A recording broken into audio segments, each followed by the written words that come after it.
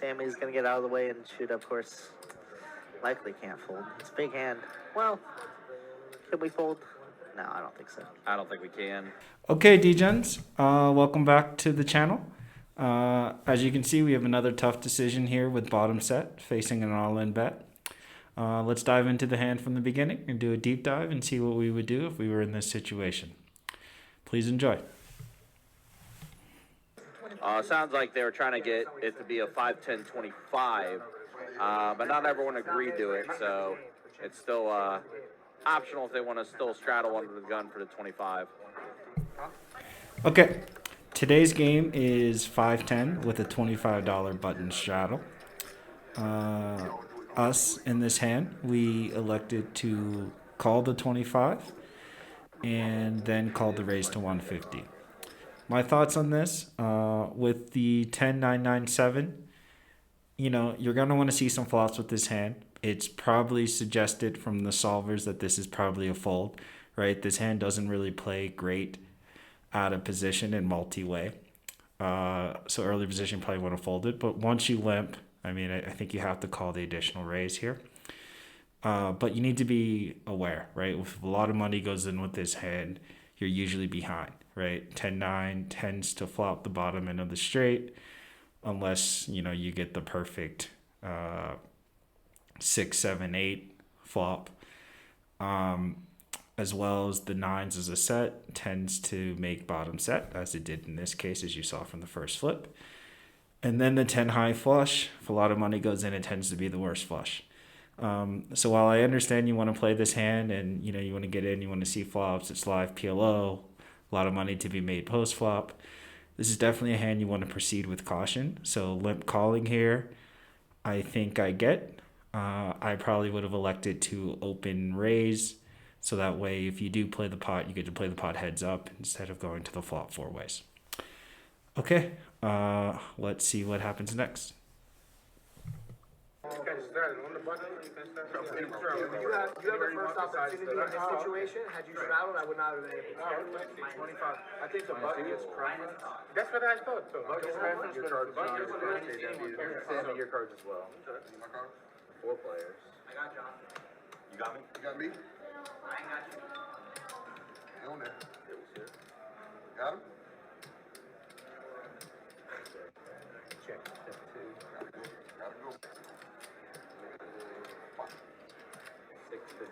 Gin. On the ace jack 9 flop, we flop a set with pocket nines and we have a gutty to the 8 to make a jack high straight. Okay, this is a good flop, not the best flop, but a good flop for our hand. Now, how JW elected to proceed in this hand, I think, is a mistake. By open potting here, I'm just not really sure what this bet accomplishes. With bottom set, well, to begin, on an ace-high board, we should have no open pots into the initial raiser, right? Like, we never have aces, so by betting this hand, we're saying at best we have jack-jack, or we have some type of wrap with a flush draw, but we're never representing the nuts. And when you're leading into three people with a pot size bet, it should either be nuts or nothing, or a very strong hand that you are okay to go with if your opponent has the nuts. But in this scenario with pocket nines, a very strong hand that you would go with, you're either very far behind or you're flipping against a massive draw. So in this scenario, I actually like to play pot control, and I would check and proceed with caution. But let's see what happens.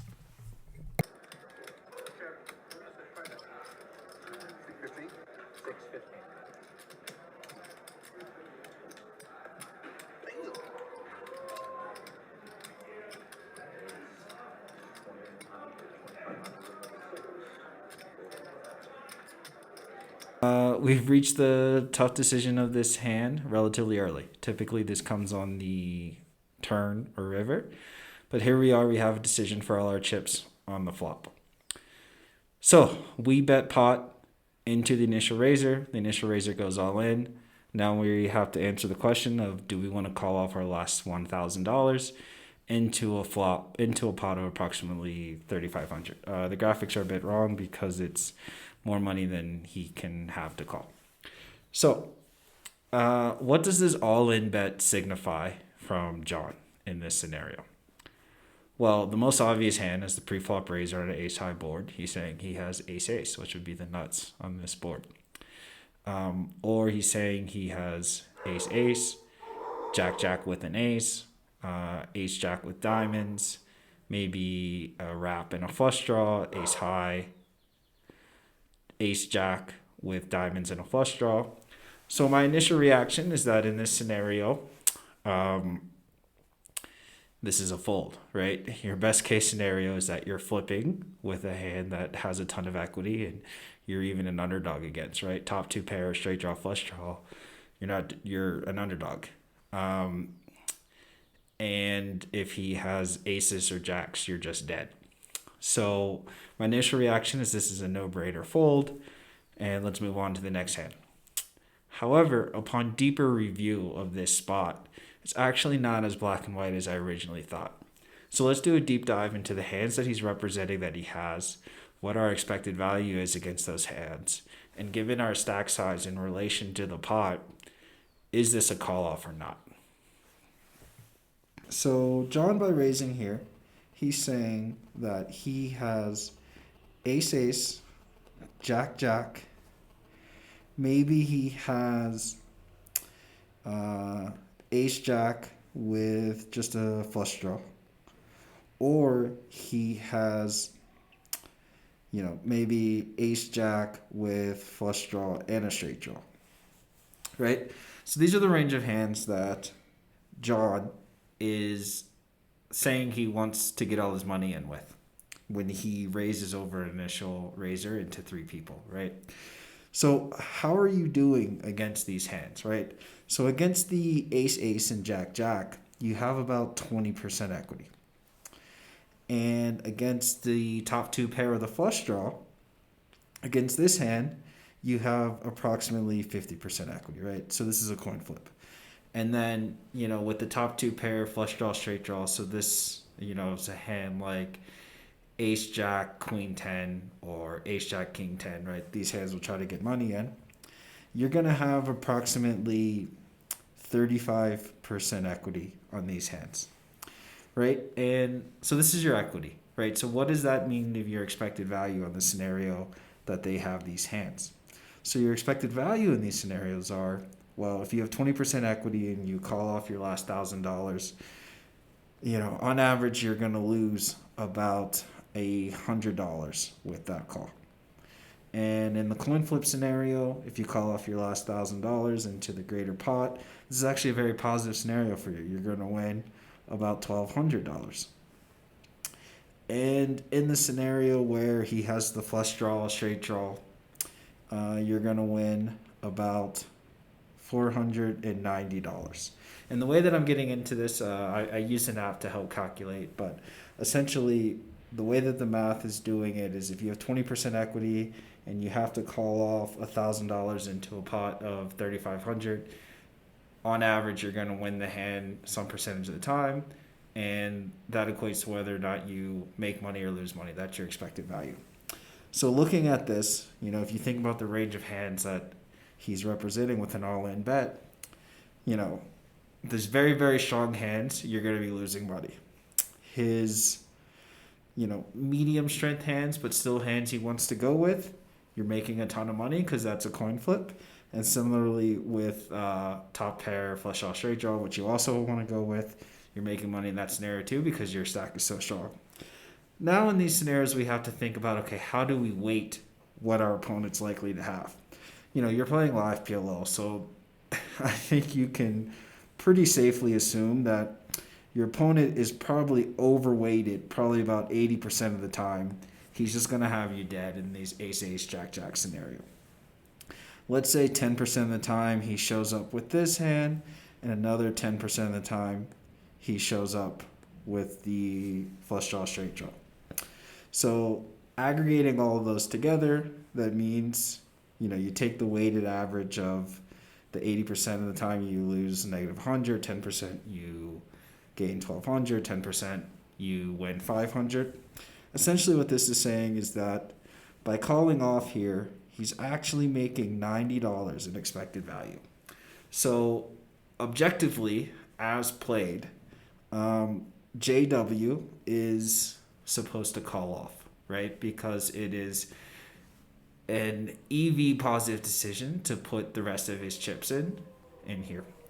So let's see what he decides to do. The unfortunate part is we just don't have any diamonds. Yeah, twice is good. Looks like they are going to run it twice. Diamonds do get there, does not matter. And that's a, John's top set is going to hold for that one. Shooter needs a 9 or an 8, and he does pick the 8. Chop it up somehow, some way. Chopping it. Okay. JW correctly called off, so kudos to him for making the right decision there. Unfortunately, he ran into top of range. John showed up with the aces, which was the most likely hand that he was going to show up with there. But again, JW made the right decision because if there was any possibility that it was a hand other than aces or jacks, he has to get the money in just because he's only left with $1,000 for that pot. He got bailed out because they ran it twice. So kudos for him. He was able to not get stacked in the hand. Now, what can we as a PLO community learn from this hand that we should implement into our games going forward? I think the first thing to learn is that not all decisions are black and white, right? Like when I initially watched this hand, I thought it was an obvious fold, bottom set into the initial razor. He's going full pot over your open pot. You just have to fold the hand. There's nothing else to talk about. That was my initial reaction. Upon further review, I found that just given stack sizing, and if you think about it, you start the hand off with less than 100 big blinds, you flop a set, you have to just get the money in. I probably could have arrived at that decision in real time. But taking the time to do the work, you realize that as played, you have to call off there.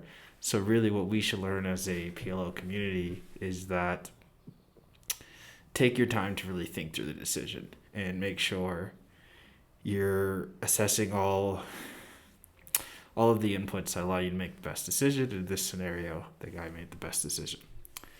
Now, what else can we learn from this hand? That even though he correctly called off there with the bottom set, he played the hand horribly, and he created this awkward situation for himself that made him put good money after bad, so to speak. And what I mean by that is, there were several mistakes made in the hand. Pre-flop was too loose. Leading on the flop was probably ill-advised on the ace-high board. And then once you make those two mistakes, then you have to call off. So what can we learn from that is that, we really need to respect our pre-flop hands, right? And understand that certain hands really don't want to play big pots in certain scenarios. So he had a hand that he really should have just been playing defensive. Anyway, so I hope you all enjoyed the video. Please like and subscribe. I'm obviously trying to grow the channel here, so appreciate the support. And provide any comments down below. How would you have played the hand differently? What would you have thought about it? Would love to engage with you all on these topics. Thank you so much for listening. Bye.